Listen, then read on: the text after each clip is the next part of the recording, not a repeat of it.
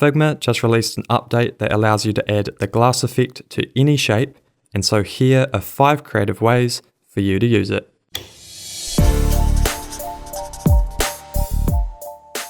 So up first we have this cool water drop effect, and so to create this effect, start with some text on your artboard, and we're going to select the pen tool, and we're just going to draw out our water drop.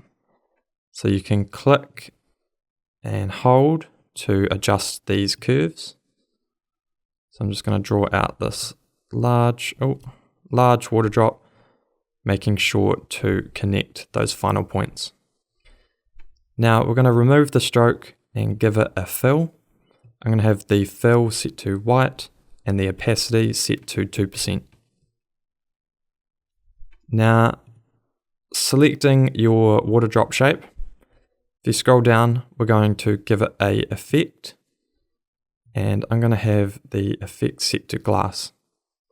So here you can adjust these different toggles to get the effect that you're wanting. So I'm going to bump up the depth to full, refraction to full.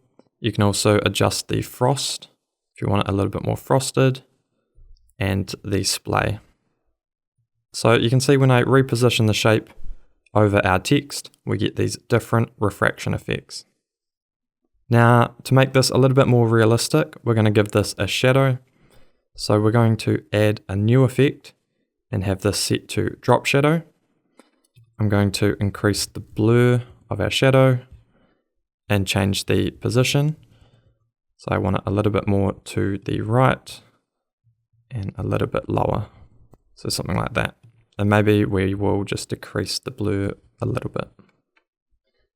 So now we have this water drop, and holding Alt, we can duplicate this and create a series of water drops over our text. Now you can also adjust your shape by double clicking it. We can select the bend tool here, and we can click and hold on these points to adjust the curve of our shape. You can also just click and drag it around, and we can distort it to create these funky looking shapes. So next up we have this foggy mirror effect. So to create this effect, we're going to select the rectangle tool. We're going to draw a rectangle over our image. Then we're going to select the pencil tool, and I'm just going to draw out this squiggly shape through our frame. Now we want to select our shape that we made here, as well as the frame in the background. And so just making sure that you've got the rectangle selected and not the image.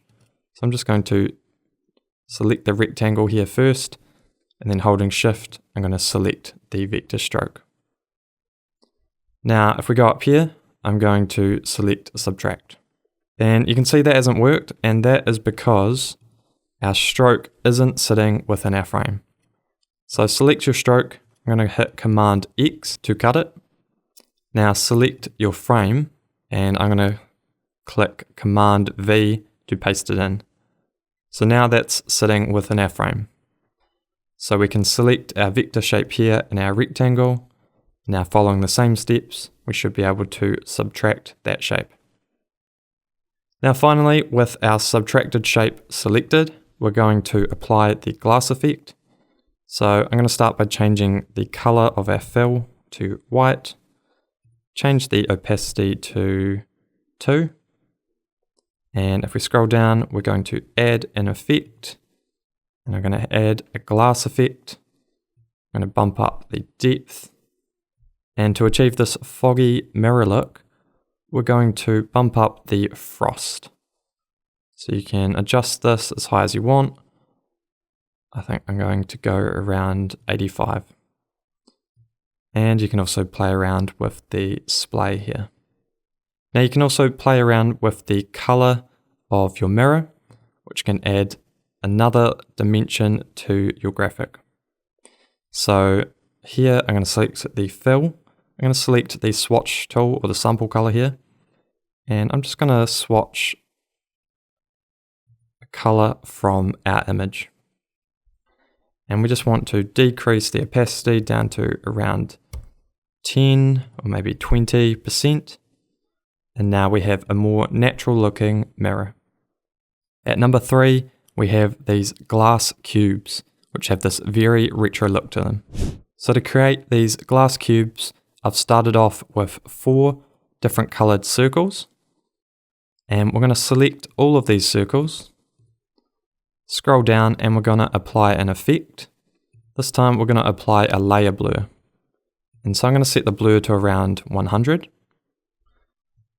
Next up, we're going to select the rectangle tool and draw out a square.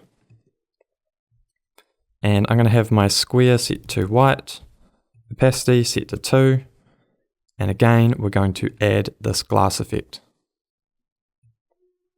So you can see when I increase the depth, we start to see the shape distorting the colors behind it. And now we can simply duplicate our square and position it over top of our other colors. And this effect is super cool, as we can use it to create some retro arcade looking games, just like Tetris. Now, following a similar method, we can also create this glass typography effect.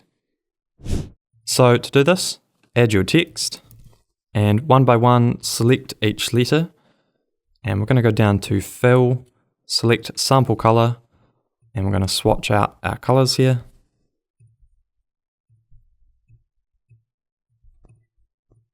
And once you've done that, we're going to make a copy of our text by hitting Command C on the keyboard.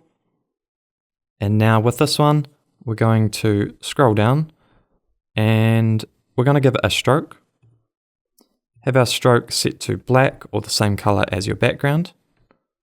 Position set to inside, and I'm going to increase the weight.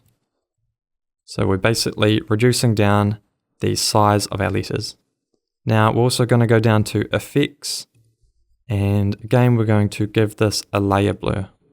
I'm going to bump up the blur amount, this time to around, let's say 50.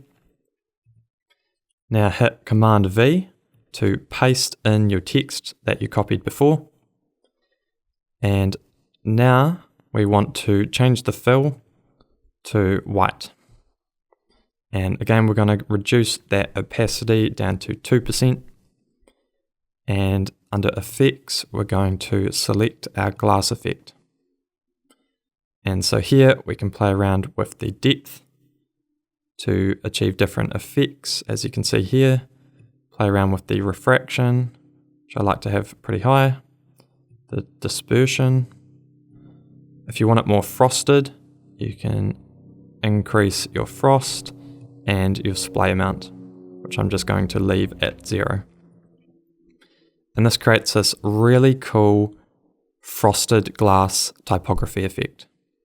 We can also apply this glass effect on top of images. Like in this example here, we have created this fractal glass effect. So to create this effect, we're going to select the rectangle tool, draw out a rectangle on top of your image. We are going to change the fill. Actually, we're going to come back and change the fill later. Just make sure it's set to around 4% so that we can see through our shape. We're going to select Effect, change that to Glass, and we're just going to bump up the depth here.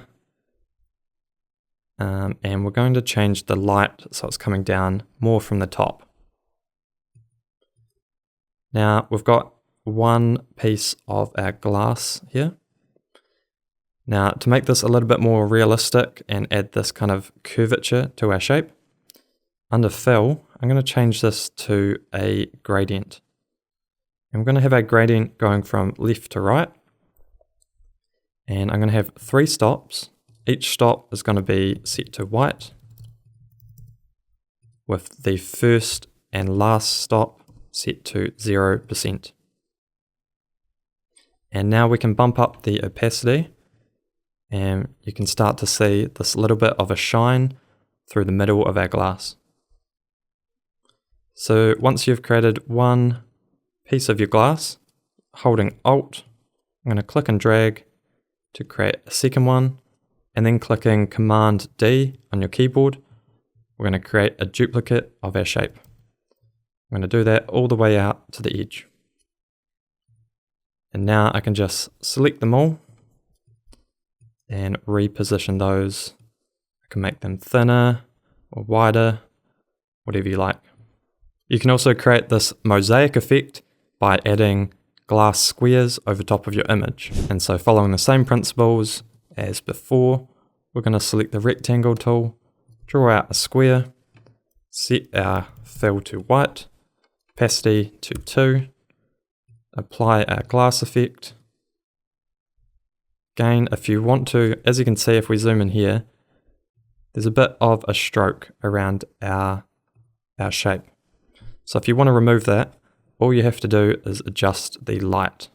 So you can see that's repositioning where that light is hitting our shape. So I might just have it set to something like that. And I'm going to increase the depth to get more distortion of our image behind it, and even add a little bit of frost.